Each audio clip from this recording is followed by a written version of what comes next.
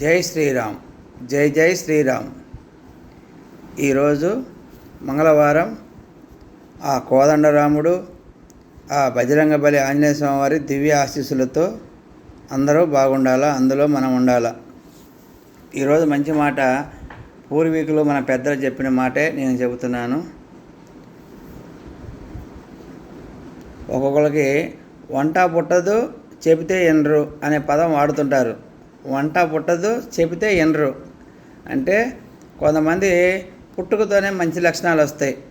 పుట్టుకతోనే చిన్నప్పటి నుంచి చదువుకునేటప్పుడు బాల్యంలో అందరు స్నేహితులతో కలిసిమెలిసి ఉండటం, ఎవరితో గొడవ బాగపడటం, తర్వాత పెద్ద చదువుల్లో కానీ కాలేజీలలో అంత మంచి లక్షణాలు, మంచి బుద్ధి, పరోపకారం, మంచి చేయటం, ఎవరు గొడవ పోగొట్టడం, మంచి చదువుకోవటం, మంచిగా ఉద్యోగం సంపాదించడం, లేదా మంచిగా వ్యాపారం నేర్చుకుని వ్యాపారాలు చేయటం, ఆ తర్వాత పెళ్లి చేసుకొని భార్యాభర్తలతోనే మంచిగా జీవితం గడపటం, ఒక జీవితాన్ని పరిపూర్ణం చేసుకుంటారు.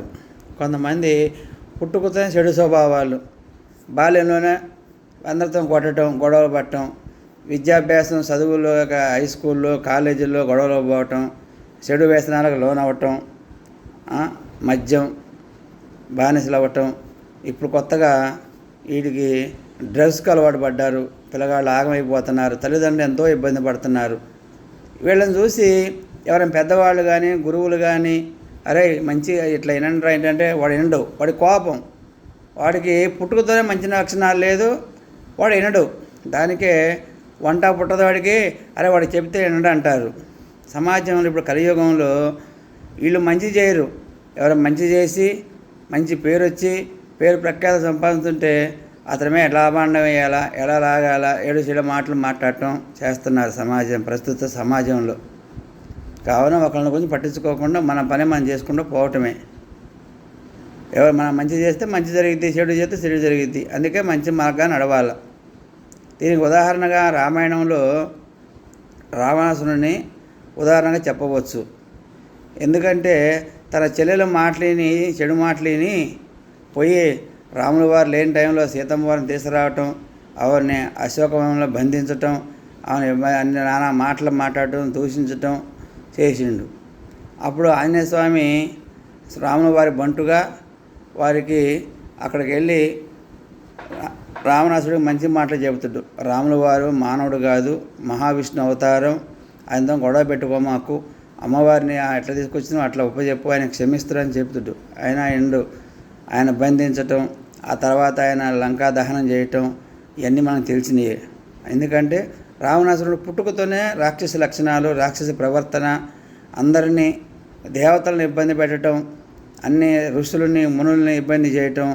అప్పుడు వాళ్ళ అమ్మ కూడా చెప్పేది, అరే నాయన ఈ పద్ధతి మంచిది కాదని. వాళ్ళని కూడా లెక్క చేయలేదు. తర్వాత తన భార్య మండోదరి చాలా మంచిది, ఆమె చాలా మంచి పుణ్యవతి, మంచి ఆమె చెబుతుంది, స్వామి ఆ అమ్మవారిని ఎందుకు తీసుకొచ్చినావు, ఇబ్బంది పెట్టడం, వాళ్ళని చెప్పు, వారితో యుద్ధం వద్దు అని చెప్పిన మూర్ఖుడు. అందుకనే అతను పుట్టుకతోనే లక్షణాలు పుట్టిన కాబట్టి ఎవరు చెప్పినా వాళ్ళ అమ్మ చెప్పారు.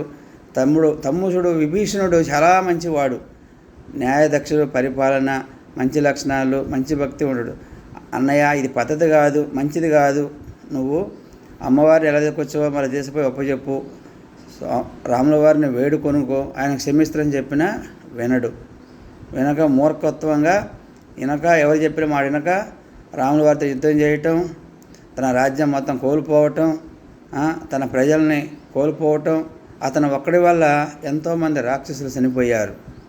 కావున అందరూ ఈ చిన్న సూచనల్ని గమనించి అందరం మంచిగా ఉందాం, మంచి చేద్దాం, చేసినంత మనకు చేతనే మంచి చేద్దామని నా చిన్న సూచన. జై శ్రీరామ్. జై జై శ్రీరామ్. భారత్ మాతాకి జై.